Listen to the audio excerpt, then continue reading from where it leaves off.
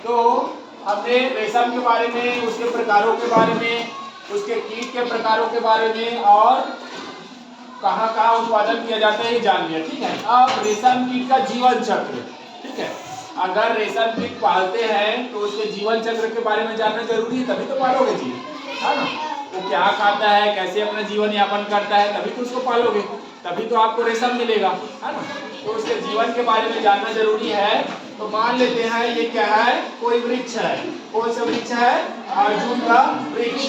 अर्जुन जो होता है एक पौधा, पेड़ होता है। ठीक है, और उसके पत्तियों में ये जो कीट है क्या करते हैं, अपना जीवन यापन करते हैं। ठीक, तो मान लेते हैं इसका कोई क्या है, एक पत्ती है और उस पत्तियों में क्या किया है ये लोग, अंडे किया है। दिख रहा है छोटा छोटा, क्या किया है, अंडे किया है।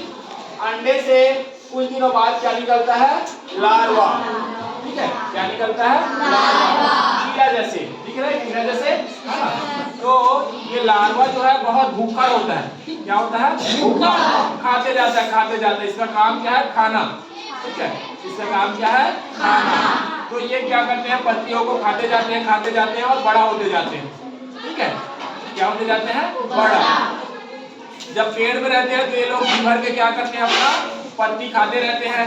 जब इनको क्या बोलते हैं, रेशम उद्योग के लिए पाला जाता है तो एक निश्चित समय के पश्चात इसको पत्तियां देना क्या कर दिया जाता है, बंद कर दिया जाता है। ठीक है, तो इन लोगों को बेचारा फिर लार चुचवाते रहता है और वही लार क्या हो जाता है, हवा के संपर्क में आके सूखते जाता है और रेशम बनते जाता है। उसको ये चारों तरफ क्या करते हैं, इकट्ठा करते जाते हैं।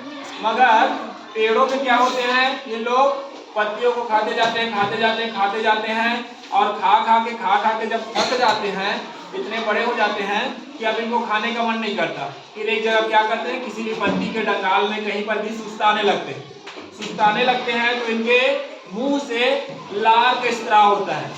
कौन सा स्त्राव, लार का। और वो क्या है, प्रोटीन। कौन सा चीज है वो, प्रोटीन। तो वो प्रोटीन क्या होता है, हवा के संपर्क में आके सूखते जाता है और एक मजबूत धागा या रेशा बनते जाता है। ठीक है, उस रेशे को ये लार्वा जो है अपने चारों ओर क्या करते जाता है, लपेटते जाता है और इस टाइप का धीरे धीरे क्या हो जाता है, गोल स्ट्रक्चर बन जाता है जिसको बोलते हैं कोकून। क्या बोलते हैं इसको, कोकून। ठीक है, कोकून के अंदर कुछ समय के पश्चात इसका जो संरचना है वो बदल जाता है। पहले कैसा है देखो और अब कैसा हो गया है ना। ठीक है, तो उसका स्ट्रक्चर क्या हो जाता है, बदल जाता है और अब इसको बोलते हैं प्यूपा। क्या बोलते हैं, प्यूपा। पहले ये लंबा है देखो और यहाँ क्या हो गया है, मोटा तगड़ा हो गया है ना, काफी के। ठीक है, विस्तार है, इसको बोला जाता है प्यूपा। प्यूपा से कुछ दिनों के बाद शिशु कीट, छोटा सा कीट बाहर निकलता है और वो देखने में तितली जैसा रहता है मगर रंगीन नहीं रहता, उतना ज्यादा, है ना, धूसर कलर का होता है जैसे आपका टेबल है ना, उस टाइप का। ठीक है, और इसको बोलते हैं हम लोग शिशु कीट। अंग्रेजी में इसको बोला जाता है मॉथ। अंग्रेजी में क्या बोला जाता है, मॉथ। ये बड़ा हो जाते हैं, उसके पश्चात फिर से पेड़ में पत्तियों में क्या करते हैं, अंडे देते हैं और इस प्रकार से इनका जीवन चक्र चलता है। ठीक है, तो हमारे काम का जो चीज है वो है ये कोकून। वो क्या है, कोकून। कोकून से क्या किया जाता है, रेशम प्राप्त किया जाता है, क्योंकि जिस धागे को लार्वा ने चारों तरफ लपेटा है वही क्या है, रेशम है। वही क्या है, रेशम है। उसी रेशम को निकाल के उससे रेशम प्राप्त करके उसे धागा बनाते हैं, धागा से फिर वस्त्र बनाते हैं। समझ में आया। ठीक है, तो यदि कोई पूछे कि रेशम किससे प्राप्त किया जाता है, अंडे से, लार्वा से, कोकून से कि प्यूपा से, तो क्या बोलोगे, कोकून से। किससे, कोकून से। अगर आपसे पूछा जाए कि रेशम कौन बनाता है, लार्वा, कोकून, प्यूपा या शिशु कीट, तब क्या बोलोगे, लार्वा। बनाता कौन है, लार्वा। बनाता कौन है, लार्वा। प्राप्त किससे किया जाता है, कोकून से। समझ में आया। बना किससे होता है, प्रोटीन से। बना किससे होता है, प्रोटीन से। समझ में आया। ठीक है, तो ये सब आपको क्या करना है, होमवर्क के रूप में बना के लाना है। ठीक है, हाँ, मैं होमवर्क दे देता हूँ आपको, उसके पश्चात इसको आपको बना के लाना है। सबको समझ में आ गया। अच्छा, एक चीज और, यहाँ पर हमने देखा, देखो लिखा है रेशम कीट का जीवन चक्र, 4 अवस्थाएं लिखे हैं। कितनी अवस्था लिखे हैं? 4 अवस्था। यहाँ देखो 1 कीट वाला, 2 3 4 5, यहाँ 5 हो रहा है, जबकि हमने वहां क्या लिखा है? 4। तो ऐसा क्यों है बताओ?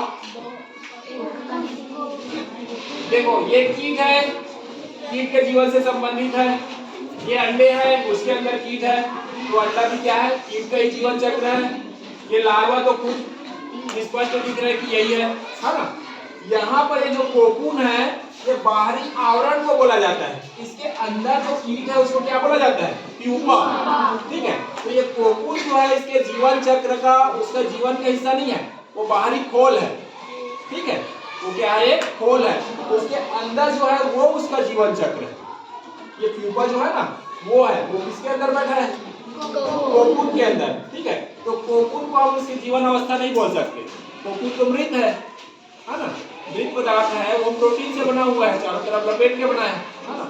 उसके अंदर जो प्यूपा है वो उसकी अवस्था है। ठीक, तो इसीलिए इसके क्या लिखे हैं? 4 अवस्थाएं। क्या लिखे हैं? 4 अवस्थाएं। कौन कौन सा?